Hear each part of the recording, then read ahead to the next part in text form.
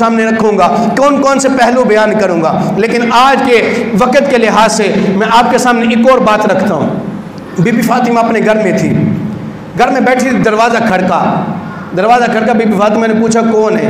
आने वाले ने कहा कि मैं फ़कीर हूँ।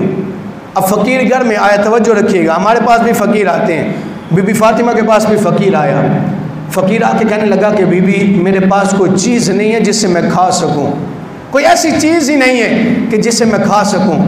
बीबी फातिमा ने सारा घर देखा, कुछ नज़र नहीं आया। अब दीवारें देखी, कुछ नज़र नहीं आया। छत देखा, कुछ नज़र नहीं आया। बर्तन तो थे ही 4-5, वो भी खाली पड़े हुए। पानी की मश्क थी और पानी फ़कीर के पास था। इतने में बीबी फातिमा की नज़र पड़ी तो एक खजूर की चटाई और बाज ने कहा चमड़े का पीस था, बकरी का चमड़ा था, वो नीचे था, उसके ऊपर इमाम हसन और हुसैन सो रहे थे। और वो चीज़ क्या थी? जिस पे सारी रात सईदा पाक सर रख के रब की बारगाह में सजदा करती थी। अब अपने बेटों को उठाया, हसन को उठाया, इमाम हुसैन को उठाया, इमाम हसन हुसैन को साइड पे रखा, चमड़े का पीस निकाला, जाके फ़कीर को दे दिया, कहा मेरे घर में और कुछ नहीं, यही लेके चला गया। अब फ़कीर गया, कुछ देर के बाद हमसाई आ गई तो हमसाई के बच्चे ने लिबास बड़ा पुराना पहना था। आके कहने लगी फातिमा देख तेरे लाल हसन ने कितनी कमाल की कमीज़ पहनी है, ऐसा ना हो कि तू मेरे अपने हसन की कमीज़ मेरे बेटे को दे दे। बीबी फातिमा कहने लगी कि मेरे बेटे की कमीज़ सिर्फ यही है, लेकिन अब तूने मांग ली है तो जो हमसे मांग लेता हम उसको खाली नहीं भेजते। इमाम हसन की कमीज़ उतारी और उस फ़कीर के बच्चे को पहना दी। अब वो भी खुशी खुशी वापस चली गई। अब दूसरा दिन आया, आका की बारगाह में एक एराबी आया, आके बकवास करने लगा, ऊंची ऊंची कलाम करने लगा। हज़रत उमर ने मियान से तलवार निकाली, आके ने फरमाया उमर रुक जाओ। सरकार अलैहिस्सलाम का जब ये देखा ना अंदाज़, वो जो आने वाला था कलमा पढ़ के मुसलमान हो गया। अब अर्ज़ करता या रसूल अल्लाह आपके सहाबा में से कोई है जो मुझे देगा चीज़ सर ढांपने के लिए? हज़रत अली ने अपना इमामा उतारा, उसको दे दिया। अब सरकार ने फरमाया इसको कोई खाना भी दे। हज़रत अबू बकर ने चादर उतारी, उसको दे दी। आका ने फरमाया इसे खाना भी चाहिए। सारे सहाबी एक दूसरे का मुंह देखना शुरू हो गए, किसी के पास कुछ नहीं। आका ने फरमाया सुलेमान इसको उठाओ और मक्का मदीना की गलियां में घुमाओ, अंसार और मुहाजिर हर का दरवाज़ा खड़काओ और कहो इस फ़कीर को खाना दे। हज़रत सुलेमान कहते हैं एक दरवाज़ा खड़काया, दूसरा खड़काया, तीसरा खड़काया, चौथा खड़काया, पूरे मदीना के दरवाजे खड़का दिए। किसी के पास भी रोटी का लुकमा नहीं था जो इस फ़कीर को दे सके। सारे लोग खजूरें खा के गुजारा करते थे। कहते मैं परेशानी के आलम में वापस आ रहा था, वापस आते आते मेरे रास्ते में ख्याल आया सुलेमान क्यों ना उस दरवाजे पे जाया जाए जिससे कभी साइल वापस नहीं आता। कहते ना आओ दरे ज़हरा पे फैलाए हुए दामन। कहते मैंने सोचा सुलेमान चलो ना उस दरवाजे पे चलते हैं जिससे को कभी वापस नहीं आता।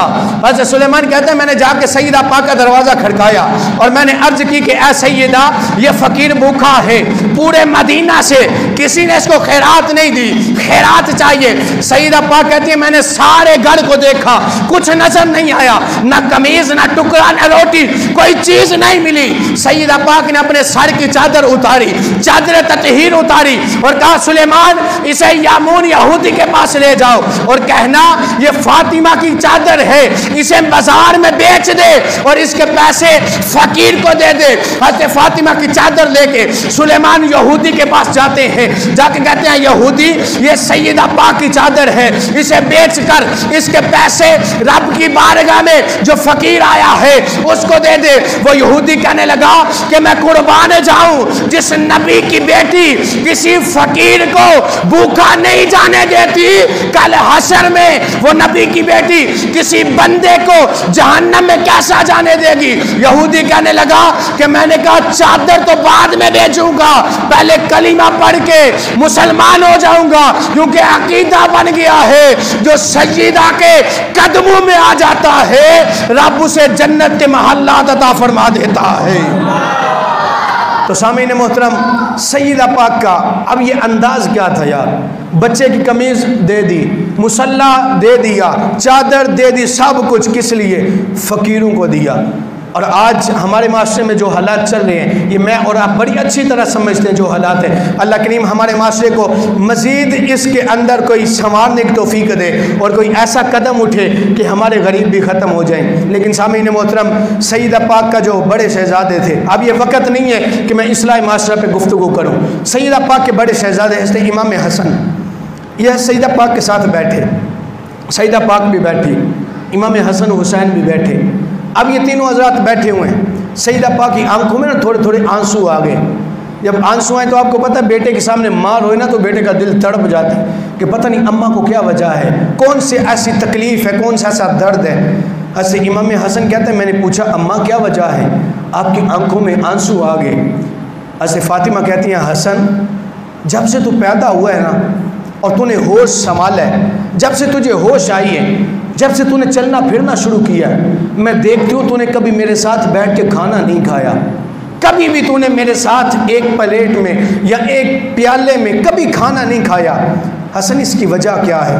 अब सुनिएगा दिल पे हाथ रख के। इमाम हसन कहते हैं, अम्मा बड़ा दिल करता है आपके साथ खाना खाऊं, लेकिन फिर ख्याल आता है कहीं आपसे पहले लुकमा उठा के मैं आपकी बेअदबी ना कर दूं, कहीं ऐसा ना हो कि जो खाने का दिल आपका करे वो मैं अपने पेट में डाल लूँ और आपका गुस्ताख बन जाऊँ, आपकी बेअदबी कर दूँ। कहने लगे, अम्मा सिर्फ वजह यही है कि आपकी बेअदबी ने मुझे आज तक आपके साथ कभी खाना खाने दिया ही नहीं। सामीन, ये है फातिमा ज़हरा की अकीदत। जिन बच्चों की कमीज़ें उतार के भी सदा दे दी, जिनकी कमीज़ें उतार के सदका कर दी, वो बच्चे कहते हैं अम्मा कभी तेरे साथ खाना इसलिए नहीं खाया कि मज़ा नहीं आता, अम्मा दिल तो बड़ा करता है लेकिन तेरी बेअदबी मुझे रोक देती है। कभी हम भी तो सोचें यार, इमाम हुसैन के नाम पे नारे तो बड़े लग जाते हैं, हुसैनियत जिंदाबाद के नारे तो निकल जाते हैं, इमाम हुसैन के नाम पे पता नहीं लोग क्या क्या कर जाते हैं, ना करने वाले भी कर जाते हैं। लेकिन कभी हसन हुसैन के पीछे भी तो चलो ना यार। कभी ऐसा हुआ कि आपने ये पूछा हो घर में आके कि अम्मा खाना खाया या कोई नहीं खाया? अपनी फिक्र है, आए खाना नहीं लगा, इतनी देर का थका हुआ है खाना नहीं लगा। यार ये भी तो पूछ लेना, जो सुबह गया था तुझे नाश्ता बना के दिया था, तेरे उठने से पहले तेरे कपड़े इस्त्री किए थे, अब तू आया तेरे आने से पहले खाना बना है, तो ये भी तो पूछ लेना कि अम्मा तूने भी को खाया या नहीं खाया। इमाम हसन कहते हैं, अम्मा तेरे खौफ की वजह से कभी तेरे साथ खाना नहीं खाया। और हम क्या कहते हैं, अम्मा को पता ना चल जाए इसलिए कभी घर में खाना ही नहीं खाते। अम्मा को पता ना चल जाए या जो सब कुछ हमारे लिए लुटा देती है, हम उसके लिए चंद वक़्त भी नहीं दे सकते।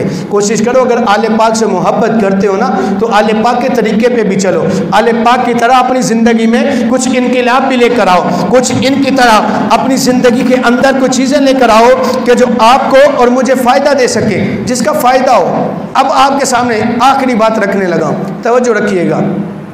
सईदा पाक की मोहब्बत और असहाब की मोहब्बत, ये हमारा अकीदा है, हम इस पे हमेशा कायम हैं।